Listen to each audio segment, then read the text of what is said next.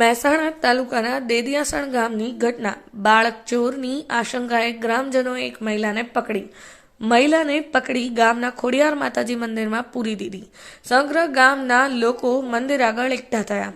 ગ્રામજનોએ મહિલાને મંદિરમાં પૂરી પોલીસને જાણ કરી. બાળક ચોર ગેંગની સભ્ય હોવાની આશંકાએ ગ્રામજનો વિફર્યા. કનકસિંહ રાજપૂત, પાટણ ન્યૂઝ 24, મહેસાણા.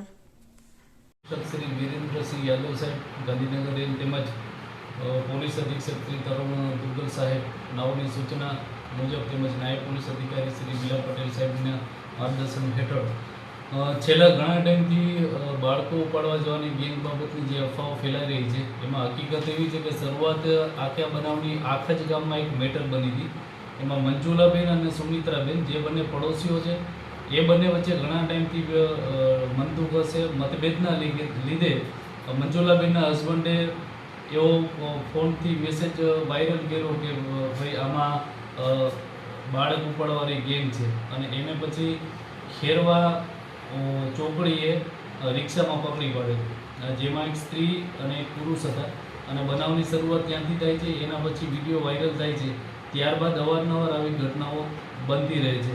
ત્યારબાદ જગુદણ ગામમાં પણ આ રીતે એક મેસેજ આવેલો કે આ રીતના બાળક ઉપાડવાની ગેંગ છે એ સક્રિય છે અને એક સ્ત્રી એમાં ગામ લોકોએ પકડી છે.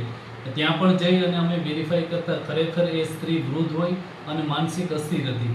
ત્યારબાદ એને સખી વન સ્ટોપ મૂકવામાં આવેલી. ત્યારબાદ થોડા દિવસો બાદ હેડવા ગામમાં પણ આ રીતે એક વૃદ્ધ સ્ત્રી હોય જે એને ગામ લોકોએ પકડી અને પોલીસને જાણ કરતા પોલીસની ટીમ અમો ત્યાં ગયેલા અને જે બાબતે તપાસ કરતા એ સ્ત્રીનું નામ અમરબા હોય ને જેને જે બદલપુર મેવું ગામના હોય જે પણ અસ્થિર હોય અને એમના વાલી વારસને સોંપવામાં આવે. આજરોજ પણ દેડિયાસણ ગામમાં આ રીતના મેસેજ ફરેલો કે એક સ્ત્રી અને એક પુરુષને જે બાળક ઉપાડવાની ગેંગ છે એને અમે લોકોએ પકડી છે, જેમાં પોલીસે તાત્કાલિક સ્થળ ઉપર જઈ અને જે લોકોનું ટોળું હતું એનાથી મારથી આ જે સ્ત્રી અને પુરુષ છે એ બંનેને બચાવેલ. જેમાં ખરેખર હકીકત એવી હોય કે આ બંને સ્ત્રી અને પુરુષ છેલ્લા 1 વર્ષથી દેડિયાસણ જેડીસીમાં કામ કરે છે અને ત્યાં જ એ લોકો રહે છે. જે સ્ત્રી છે એનો પતિ છે એ નુગરબાઈ પાસે એક કંપનીમાં ડ્રાઈવર તરીકે નોકરી કરે છે અને એ લોકો ત્યાં જ છેલ્લા વર્ષ દિવસથી રહે છે. એ સ્ત્રી ખાલી માલ સામાન લેવા માટે દેડિયાસણ ગામે ગઈ હતી અને ત્યાંથી આખા બનાવની શરૂઆત થાય છે. તો તમામને મહેસાણા આસપાસના જેટલા પણ ગ્રામ્ય વિસ્તાર છે એના આજુબાજુના ગામડાઓને ખાસ વિનંતી કે આવી કોઈ અફવાઓ તમે ફેલાવશો નહીં, કેમ કે આવો કોઈ બનાવ હજુ સુધી પોલીસના ધ્યાન પર આવેલ નથી કે આવી કોઈ ગેંગ હાલે સક્રિય છે નહીં, એક પણ એવો કોઈ બનાવ નોંધાયેલ છે નહીં.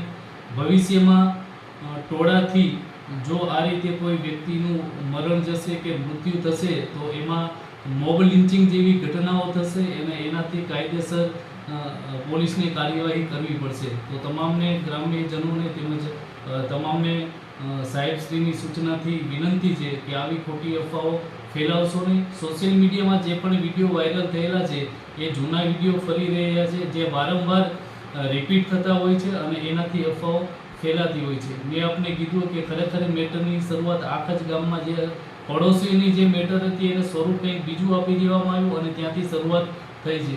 તો આવી કોઈ અફવાઓ ના ફેલાય અને તમામ કાયદાઓનું પાલન કરે એ જ ઈચ્છનીય છે.